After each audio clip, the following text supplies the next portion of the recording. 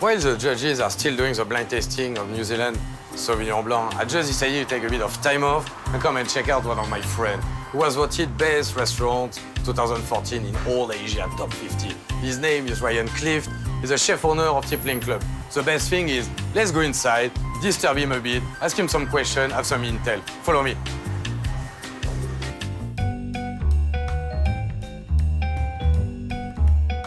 So, Chef, first of all, I want to thank you to welcome us at Tippling Club. And first of all, we can share also everything. Beautiful glass of wine. Cheers. Beautiful. Let me ask you a few questions. What is your first alcohol drinking memory? Do you recall that? Oh, wow. It's not pretty. I grew up in a small town in Wiltshire in England, it's southwest England.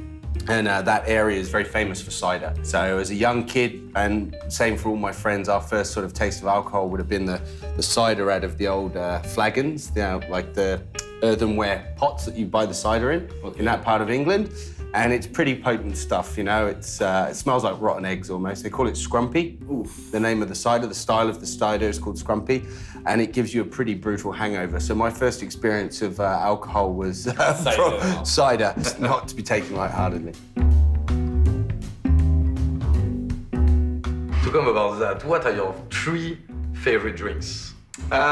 Being English, I'd have to say beer is one of them. I love drinking champagne. I love wine as well. You know, wine's a big part of my life as well. You know? If you could have or drink any bottle of wine in your restaurant, which one would be? If there's one wine I'd drink from my list downstairs at the moment, there's a rather nice Magnum of Petrus in there that's kind of got my name on it at the moment. I keep eyeing it off every day when I walk past. If you have to be one alcohol yourself, which one will it be? I'd probably be sake. Why? I don't know. I like sake. I think it's very complex. Okay. It takes, I think, a few years to really understand and appreciate sake. And I think, you know, like me and my food, some people, it takes a little time for them to understand where we're going with what we're doing. But I think it's elegant, you know, when you try sake by itself and when you try many sakes in a tasting, I think you really appreciate and you understand the polishing of the rice and the grains. The work that goes into making a beautiful sake is very similar to the work that goes into making my food. Yeah. So I think I'd like to think I was a good sake. Is there any alcohol that you hate? I'm actually not a big whiskey fan. I've tried my hardest to appreciate whiskies, but there's something about them just doesn't gel with me, you know? I'm not a big fan of whiskey. Not even single malt or... No, can't. I've tried to sort of educate my palate on whiskey, and it's just something that, yeah, it falls on deaf ears with me. If you have one drink with someone, any drink with anybody, which one will be? I mean, I heard a story about the Tsar of Russia, was the guy that asked Cristal to make the bottles flat. Is it Nikolai? Yeah, I think so. Nikolai too. Yeah, so I think I'd definitely like to have a glass of Cristal with that guy and listen to some of his stories. Maybe, who knows? One day we will have time travel. Yeah, maybe. We will send you there. And in your kitchen, because I know you have a beautiful, and in a way yet complex kind of food. I wouldn't call that molecular personally. I would say it's really modern, creative, twisting, European, Asian. I mean, so I had a chance to try your food. But do you cook with alcohol inside? Or is there any dish in particular that you're using alcohol? Yeah, I mean, obviously, a lot in most classic cooking, a lot of sauce bases contain wines or Madeiras or ports. But there's one that we do at the moment, one of our desserts, which is actually we make a glühwein. Okay. So a spiced wine, normally served warm. We actually make a spiced wine and white chocolate aero, which is quite interesting, and it's the last course of the menu gourmand, which is about 28 courses.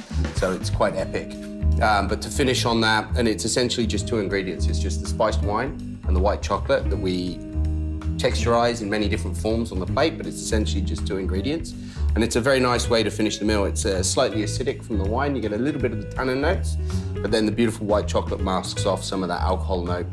And then you get the spices coming through with the orange zest that we infuse into it. And obviously the flavor of glühwein cold is quite different, you know, so normally served warm. So it kind of plays on the plays on the mind a little bit because you're expecting the flavors, you want them to be warm, but it's cold. It's quite a challenging dessert. Then I want to thank you, Chef, again for your time. I know you're a really busy man. Thank you very much for coming down. We hope to come back and try your food next time. Definitely. With the drinks. Always good to have a glass of wine with you, mate. Always. Thank you. Cheers. We want to cheers you guys and come and check him out. Try the food, try his drink. It's amazing. Santé, and see you soon. Cheers. Cheers.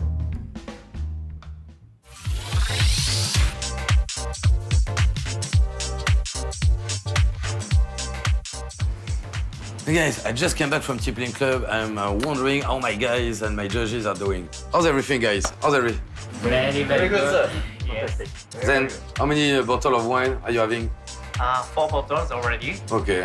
Yes. And so far? It's very interesting. Okay. I saw today the tasting was going to very boring because all from New Zealand, all the Sauvignon Blanc.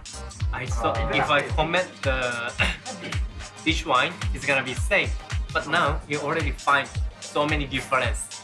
Wine is very rich, wine is very fresh.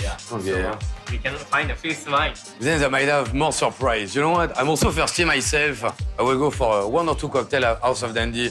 I see you later. Don't drink too much. Keep a bit for me. I see you. Cheers, guys. Yeah.